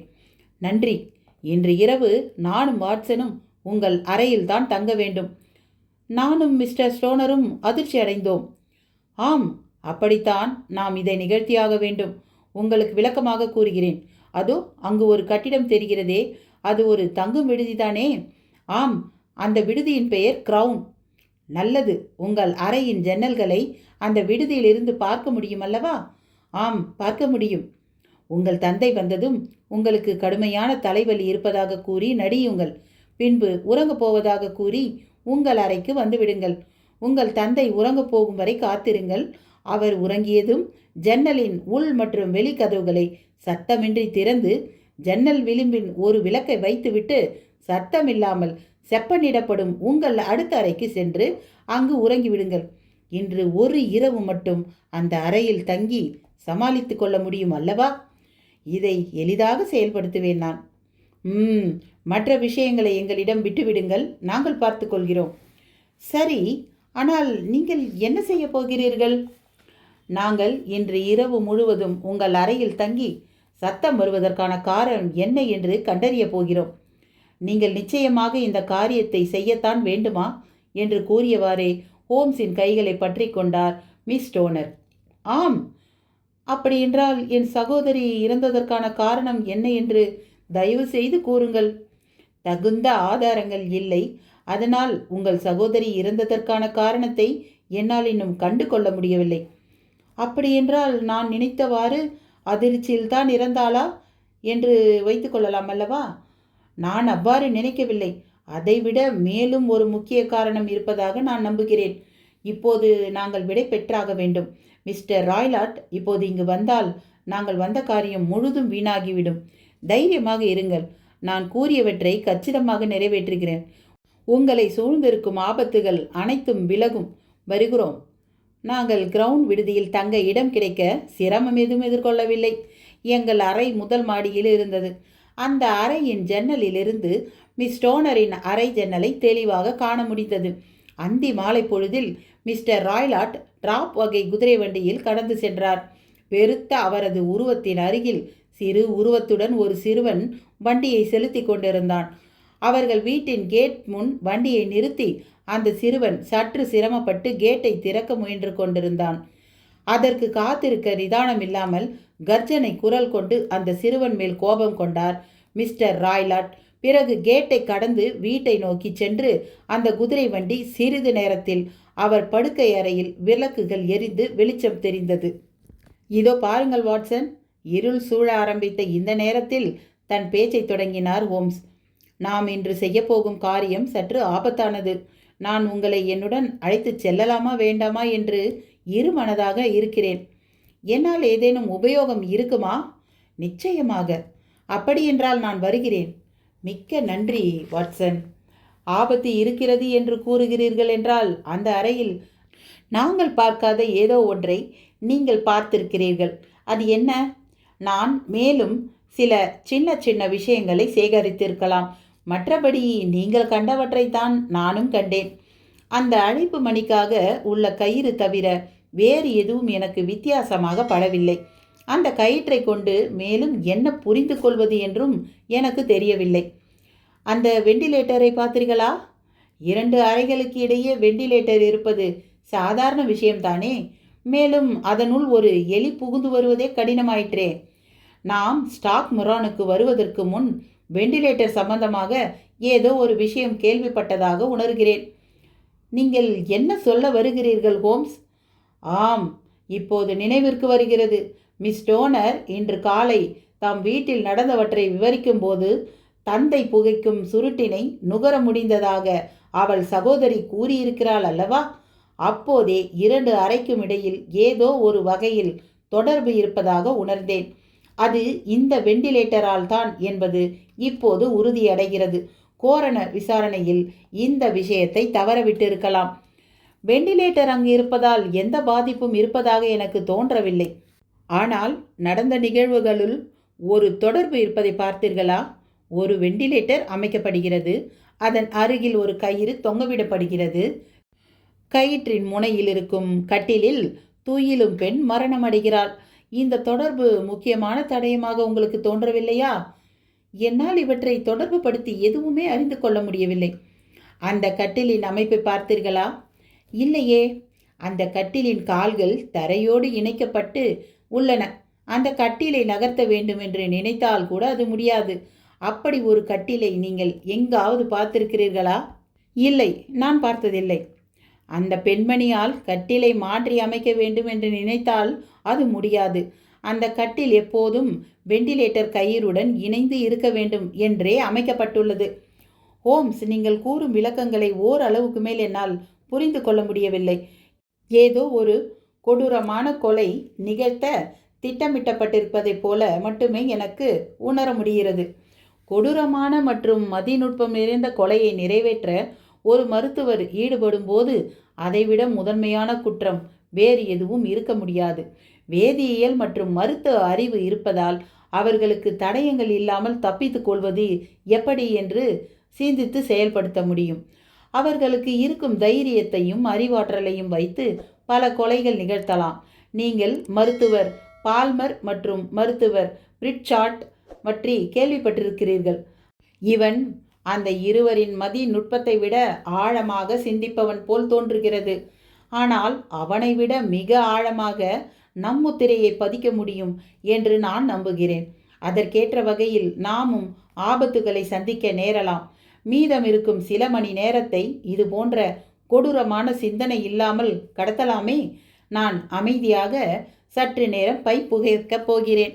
9 மணி அளவில் மிஸ்டர் ராய்லாட் வீட்டின் விளக்குகள் எல்லாம் அணைக்கப்பட்டன. அந்த வீட்டை இருள் மட்டுமே சூழ்ந்திருந்தது. 2 மணி நேரம் மெதுவாக கடந்து சரியாக 11 மலை அளவில் ஜன்னலில் விளக்கொளி தெரிந்தது. நமக்கு சமிக்ஞை கிடைத்துவிட்டது. நடுவில் இருக்கும் அறை ஜன்னலிலிருந்து தான் விளக்கொளி தெரிகிறது என்றார் ஹோம்ஸ். நாங்கள் கீழே சென்று விடுதியின் முதலாளியை சந்தித்து ஒரு முக்கிய விஷயமாக ஒருவரை சந்திக்க வேண்டும் என்றும் இரவில் விடுதிக்கு திரும்ப மாட்டோம் என்றும் கூறி விடுதியை விட்டு வெளியேறினோம். சில கணங்களில் நாங்கள் இருட்டு சாலையில் நடந்து கொண்டிருந்தோம்.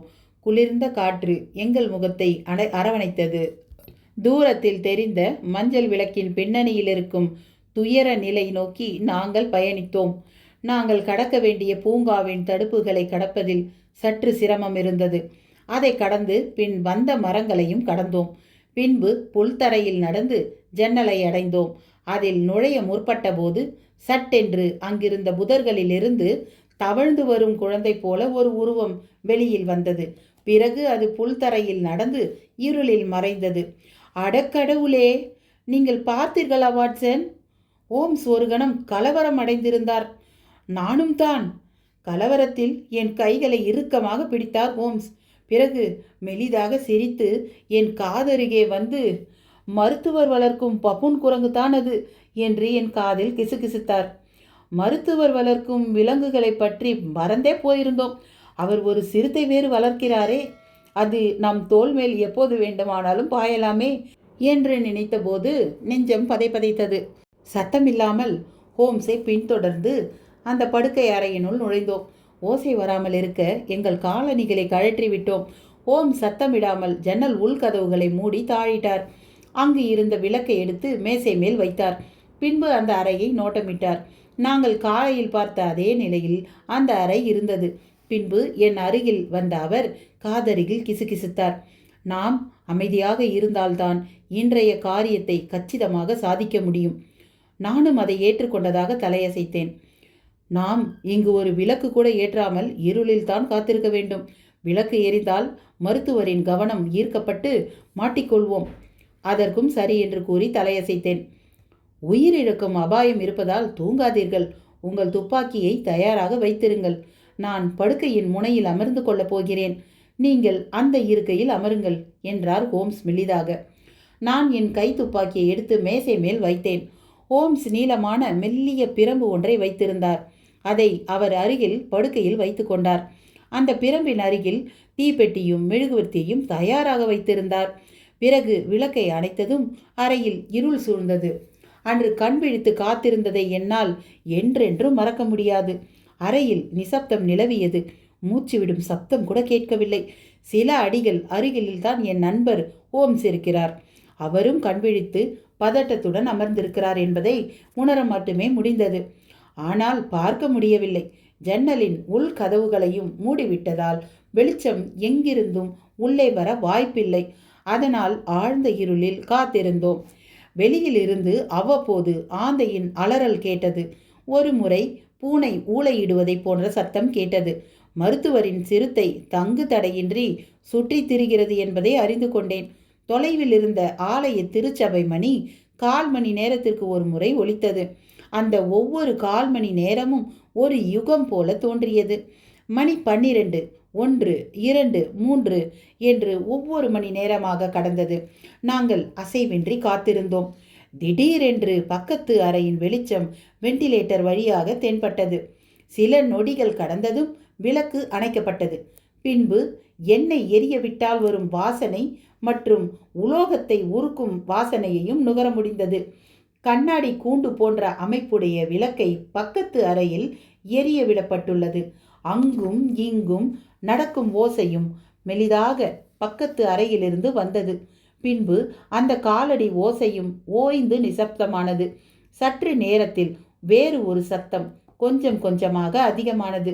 அது ஒரு கெட்டிலில் இருந்து ஆவி வெளியேறும்போது வரும் மெலிதான விசில் சத்தம் என்பதை உணர்ந்தேன்.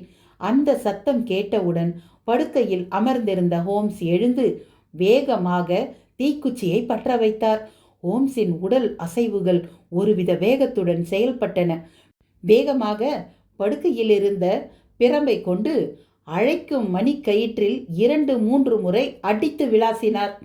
பார்த்தீர்களா வாட்சன், பார்த்தீர்களா என்று அலறினார் ஹோம்ஸ். என்னால் எதையும் பார்க்க முடியவில்லை. ஹோம்ஸ் தீக்குச்சியை பற்ற வைத்ததும் சட்டென்று ஒளி வந்ததால் தூங்கும் நிலையில் இருந்த என் கண்கள் கூசின. அதனால் எதை ஹோம்ஸ் தாக்கினார் என்று என்னால் பார்க்க முடியவில்லை. ஹோம்ஸை பார்த்தபோது அவர் முகம் வெளிரி படபடப்பு மற்றும் பீதியுடன் காணப்பட்டார். அவர் அடித்து முடித்த பின் வெண்டிலேட்டரையே பார்த்து கொண்டிருந்தார். சற்று நேரத்தில் அமைதியை குலைத்து ஒரு கொடுமையான அவலக்குரல் கேட்டது. இது போன்ற ஒரு அவலக்குரலை இப்போதுதான் முதல் முறையாக கேட்கிறேன். அந்த அவலக்குரலில் வலி, பயம், கோபம் போன்ற குணாதிசயங்களை உணர முடிந்தது. அந்த அவலக்குரல் கொஞ்சம் கொஞ்சமாக அதிகமாயிற்று. அந்த குரல் சுற்று வட்டாரத்தில் வாழும் சிலரை எழுப்பி விட்டதாக பின்னர் அறிந்தேன். எங்கள் இருவரின் இதயமும் செல்லிட்டு இருந்தது. நானும் ஹோம்ஸும் ஆச்சரியத்துடன் ஒருவரை ஒருவர் பார்த்து கொண்டோம். அந்த அவலக்குரல் கொஞ்சம் கொஞ்சமாக குறைந்து பின் அமைதி அடைந்தது. ஹோம்ஸ், இவை எல்லாவற்றிற்கும் என்ன அர்த்தம் என்று கேட்டேன். எல்லாம் முடிந்து விட்டது என்றார் ஹோம்ஸ். ஆனால் சுபமான முடிவுதான், கவலைப்படாதீர்கள். உங்கள் துப்பாக்கியை எடுத்துக்கொள்ளுங்கள். நாம் மிஸ்டர் ராய்லாட்டின் அறைக்கு செல்வோம். விளக்கை ஏற்றி ஹோம்ஸ் முன்னே செல்ல நாங்கள் நடந்து மிஸ்டர் ராய்லாட்டின் அறை கதவை அடைந்தோம். அறையின் கதவை ஹோம்ஸ் 2 முறை தட்டினார். எந்த பதிலும் இல்லை. பின்பு ஹோம்ஸே கதவின் கைப்பிடியை திறந்து உள்ளே நுழைந்தார். நானும் துப்பாக்கியை பிடித்தவாறு உள்ளே நுழைந்தேன். அங்கு தனித்துவம் வாய்ந்த ஒரு காட்சியை கண்டோம். மேசையின் மேல் கண்ணாடி கூண்டு விளக்கு பாதி திறந்து எரிந்து கொண்டிருந்தது. அதன் ஒளி இரும்பு பெட்டகத்தின் மீது விழுந்திருந்தது. அந்த இரும்பு பெட்டகத்தின் கதவு அகன்று திறந்த நிலையில் இருந்தது. மேசையின் அருகில் இருந்த இருக்கையில் மிஸ்டர் ராய்லாட் அமர்ந்திருந்தார். நீண்ட சாம்பல் நிற அங்கி அணிந்திருந்தார். காலில் துருக்கிய செருப்பு அணிந்திருந்தார். நேற்று பகல் பொழுதில் நாங்கள் பார்த்த அந்த சின்ன சவுக்கு கயிறு அவர் மடியில் கிடந்தது. அவரது தாடை மேல் நோக்கி இருந்தது. அவரது கண்கள் கூரையின் ஒரு மூலையில் நிலை குத்தி பார்த்து கொண்டிருந்தது. அவரது நெற்றியில் மஞ்சள் நிறத்தில் பட்டையாக ஏதோ இருந்தது. அதில் பழுப்பு நிற புள்ளிகள் இருந்தன. அது அவரது தலையை அழுத்தி சுற்றியவாறு இருந்தது. அவரிடம் இருந்து எந்த ஒரு அசைவையும் பார்க்க முடியவில்லை. பேண்ட், ஸ்பெக்கில் பேண்ட் என்றார் ஹோம்ஸ். நான் ஒரு அடி எடுத்து முன்னே வைத்தபோது நெற்றியில் இருந்த அந்த பட்டை நகர்ந்தது. அவர் தலைமுடியின் இடையிலிருந்து டைமண்ட் வடிவில் அந்த பாம்பின் தலை தெரிந்தது. இதன் பெயர் ஸ்வாம்ப் அட்டர் என்றார் ஹோம்ஸ். இதை பற்றி ஒரு சிறு குறிப்பு. ஸ்வாம்ப் அட்டர் என்று ஒரு பாம்பு வகை கிடையாது. இந்த கதைக்காக ஸ்வாம்ப் அட்டர் என்று கற்பனையான ஒரு பெயரை ஆசிரியர் டாயில் உருவாக்கியுள்ளார். இதன் பெயர் ஸ்வாம்ப் அட்டர் என்றார் ஹோம்ஸ். இந்தியாவில் உள்ள விஷம் வாய்ந்த பாம்பு. இந்த பாம்பு கடித்து 10 வினாடிகளில் அவர் இறந்துவிட்டார். வன்கொடுமை செய்பவனை அந்த வன்கொடுமையே அழிக்கும் என்பதற்கு இவன் நல்ல சான்று. மற்றவருக்கு வெட்டிய குழியில் தானே விழுந்து விட்டான். இந்த பிராணியை முதலில் அதன் குகையில் அடைத்து விடுவோம். மிஸ் டோனரை இடம் மாற்றிவிட்டு காவல்துறைக்கு தகவல் தெரிவிப்போம். பேசிக்கொண்டே ஹோம்ஸ் மிஸ்டர் ராய்லாட்டின் மடியில் கிடந்த சவுக்கை எடுத்து அதன் முனையில் இருந்த சின்ன வளைய முடியின் உள்ளே பாம்பின் தலையை நுழைத்து அதன் கழுத்து பகுதி வரை கொண்டு சென்று இறுக்கி அந்த பிராணியை இரும்பு பெட்டகத்தினுள் விட்டு பூட்டிவிட்டார். மிஸ்டர் ராய்லாட்டின் இறப்பு சம்பந்தப்பட்ட நிகழ்வுகள் இவையே. இந்த நிகழ்வின் நீடிய விவரிப்பை இதற்கு மேல் தொடர எனக்கு விருப்பமில்லை. அதனால் அடுத்து நடந்தவற்றை சுருக்கமாக கூறிவிடுகிறேன். அடுத்த நாள் காலை துயரச் செய்தியை அந்த பெண்மணியிடம் விவரித்தோம். அவளை எங்களுடன் அழைத்து வந்து அவள் அத்தை ஹாரோவில் வீட்டில் தங்க வைத்தோம். மருத்துவரின் இறப்பு பற்றி விசாரணை மெதுவாக நடந்து முடிந்தது. மருத்துவர் விபரீதமான விலங்குகளை வைத்து விளையாடியதால் அவருக்கு இந்த நிலை ஏற்பட்டது என்று கூறி வழக்கை முடித்துவிட்டனர். மறுநாள் நாங்கள் ரயிலில் லண்டன் திரும்பிய போது ஹோம்ஸ் கூறியதாவது: முதலில் முற்றிலும் தவறான ஒரு முடிவுக்கு வந்துவிட்டேன்.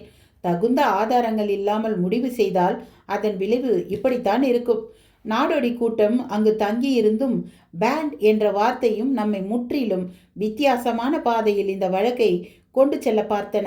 அந்த ஜன்னல்களின் கதவுகளை ஆய்வு செய்த பின் ஜிப்சிகளுக்கும் கொலைக்கும் சம்பந்தமில்லை என்று முடிவு செய்தேன்.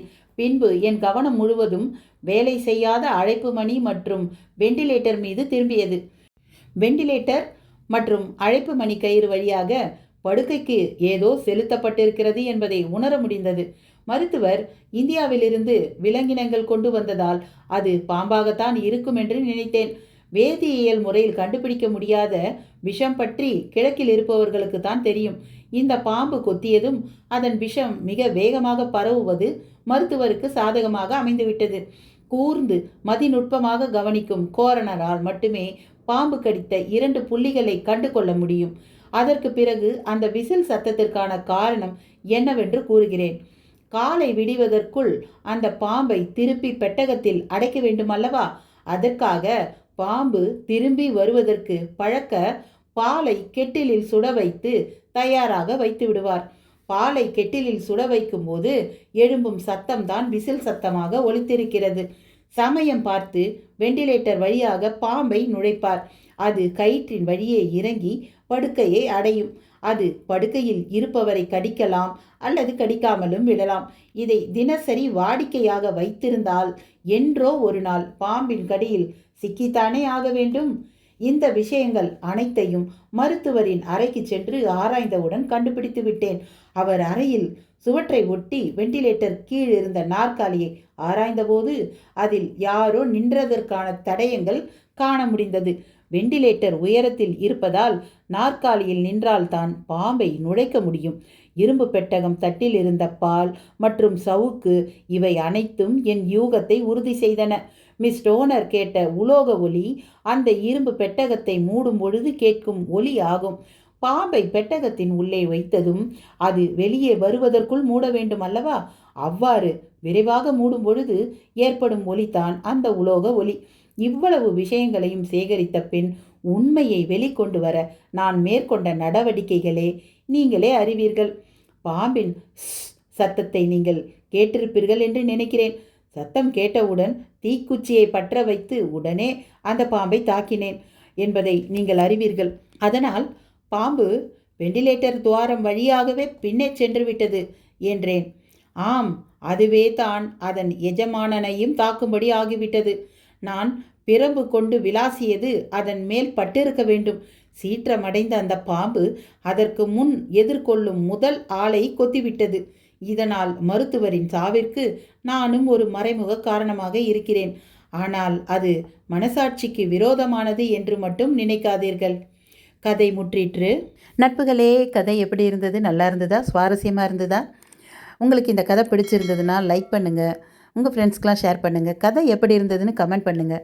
இதெல்லாம் நீங்கள் பண்ணிங்கன்னா தான் எனக்கு அடுத்தடுத்து கதைகள் போடுறதுக்கு ஊக்கம் கொடுக்கும். அதுலேயும் நம்ம சேனலுக்கு இப்போ தான் ஃபஸ்ட்டு வந்திருக்கீங்கன்னா சப்ஸ்கிரைப் பண்ணுங்கள், பக்கத்தில் இருக்கிற பெல் ஐக்கானை அழுத்திடுங்க.